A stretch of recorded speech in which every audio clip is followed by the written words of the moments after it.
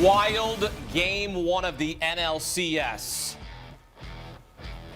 Top of the sixth inning, no score until Freddie Freeman goes out and gone to right to give the Dodgers a 1-0 lead. Then in the bottom of the eighth, Blake Snell gets Sal Frelick, just absolutely shoves in this game. More on him in a moment. He was incredible. 8 innings of one-hit baseball, 10 punch-outs. Bottom 9, 2 on for Jackson Chourio, 1 out. That's deep enough. Sac fly to make it a 2-1 game. And now we have the bases loaded for Bryce Terang facing Blake Trinan. 2-2 count. Got him.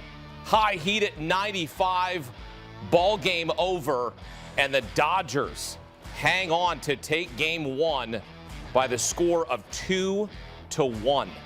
How huge was that bases loaded walk that Mookie Betts was able to draw in the top half of the ninth inning? Hakeem, it was huge because that was the difference in the game. And there was a play in the fourth inning that we're going to get into that was one of the wildest plays you'll ever see in baseball history.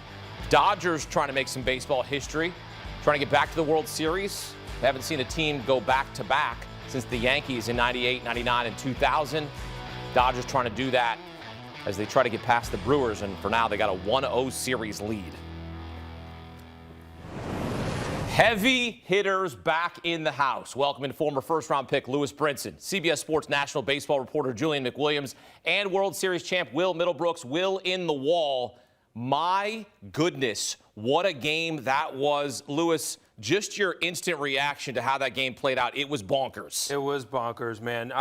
We were sitting there watching the game, and I'm like, are the Dodgers going to pull this out? Are they going to pull it out? Are the Brewers going to pull this out? Well, I didn't expect them to make a comeback, honestly, there in the ninth inning. But how big is that walk by Mookie Betts? Huge. Huge. And he did a similar thing in Game 4, I want to say, of the DS, where they walked Ohtani to get to Mookie Betts, bases loaded, and he's like, you know what? I'm Mookie Betts. I'm very patient. It's tough to get a guy like Mookie Betts in that situation to chase out of the zone and expand, but that came out to be a big at-bat, and the Dodgers hold him out. And, Will, the story of this game is one Blake Snell, who signed a massive contract in the offseason, 5 years, $182 million.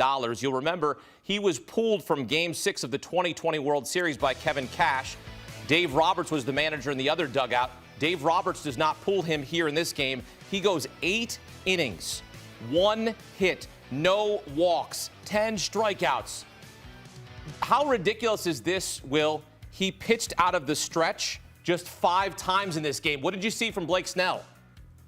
Well, it's 2 starts in a row that he's been dialed, right? So in his last start, he went 6 innings, and it was like, oh, he finally threw more than 5, and then he did it twice, right? His last 2 starts, 14 innings pitched, 2 hits, 19 strikeouts, and he did it against 2 good offenses, too. The Phillies were 8th in baseball in runs scored. The Brewers were 3rd, and I thought it was interesting how he went about it today. He pitched backwards a lot, tons of changeups and curveballs to get ahead, and then blowing doors off with 98 later in counts. He threw 38% changeups and only 28% fastballs, and he's got upper 90s fastball, so that's making it play up even more.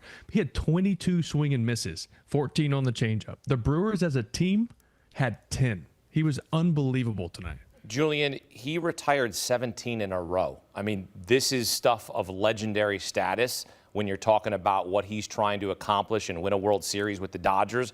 This is what LA, of course, needed from Blake Snell here in Game 1. But to send that kind of statement, what did he just say about this postseason with that outing? That he can carry a team.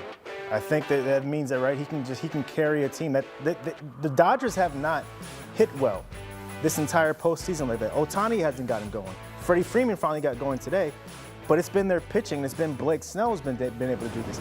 This is why they went out and got him, but this is also why we're looking at a team like the Dodgers and you're saying, how can they get to their bullpen? How can we get to their bullpen? And you can't get to their bullpen because you got Blake Snell going 8 innings. Incredible. Let me give you this. 8 innings, 1 hit, 0 walks, 10 strikeouts. First pitcher in postseason history with that line. First pitcher. End of list. There's no other pitcher who's done that. I mean, that is how historic and how magnificent he was here in Game 1. I want to take you back to the 4th inning. The most bonkers play you will see of this postseason. Maybe we'll have more bonkers plays, but this is one of the wildest plays you'll ever see in postseason baseball history. Lewis, you were a center fielder. Sal Frelick with the bases loaded. Walk me through this. This ended up being a double play. Yeah. The old the old 8-6 to 1 or to 2 double 8-6-2 double play. 8-6. We gotta find our research team. Is that the first time in MLB history that has happened? But yeah, as a center fielder, you go back, you miss the ball. I don't even know if Sal Frelick knew that it hit off the fence. Definitely the third base coach and Teoscar Hernandez did not see. It's tough to see with that angle. It's far out there that it hit the wall after it initially ricocheted off of Sal Frelick's glove. So as Teoscar third base, you're going back, you got to tag up, and you think he caught the ball. He didn't. You go back, you try to tag up again, you go home, and how they got him at home plate baffles me. And then at the same time, it's bases loaded. Yep. So you have a force out at home. They got the force out at home, and then you get the force out at third base because Will Smith did not go to third base because of all the confusion going on. So now you got a double play, and that was just a wild, wild play. We walked in at the end of the play like, what is going on? And you saw Sal Frelick's reaction like, what just happened? Will, you know that I like to criticize umpires for not doing their job, but I will say that the left field umpire did a fantastic job letting everybody know with the safe call. My question for you is, wouldn't the third base coach be looking at the umpire in that situation? Is there a situation where the third base coach is looking at the umpire on a play like that so that there's not, hey, get back? The runner knows he needs to get back to the bag. So, no, I would say he's not looking at the umpire initially. He's looking at the play. He's watching the ball. And from that angle, you can't tell that it hit the wall. You don't have that depth perception. So your eyes go from the play then to the umpire, and at that point, it's just chaos, and everyone is just spinning. By the way, that's got to be the first double play ground out that never hit the ground, right? Gotta be. That's crazy. So when that play happened, and then the ball that Mookie smoked to Bryce Terang in the fifth, and they turned the double play, I'm going, man, all right, everything, even though Snell's shoving, it feels like all these things are going right for the Brewers to somehow win this game, but the Dodgers are going to be the Dodgers. Dodgers able to win this game because you think they should have had a bunch of runs right there, at least one run in that situation. They hang on to win by a run. As we flip the page to Game 2, it's Yoshinobu Yamamoto against Freddie Peralta. And Julian, look, this is another tough ask for the Brewers to break through against this guy, and also for the Dodgers. Freddie Peralta has been pitching extremely well. Yeah, I think just for the Brewers, you're just happy that it's not Blake Snell again, right? It can't be anything better than that. I'd be shocked if it was anything better than that. But look, Freddie Peralta has been exceptional this season. And I think if you have him going into Game 2, Lou, me and you were talking about it. We were saying if they would figure out a way to steal this game, and then they come back for Game 2 with Freddie Peralta on the mound, you got to feel good about your chances. I still feel like they feel good about their chances going to this next game. They're a scrappy team. They know how to win games.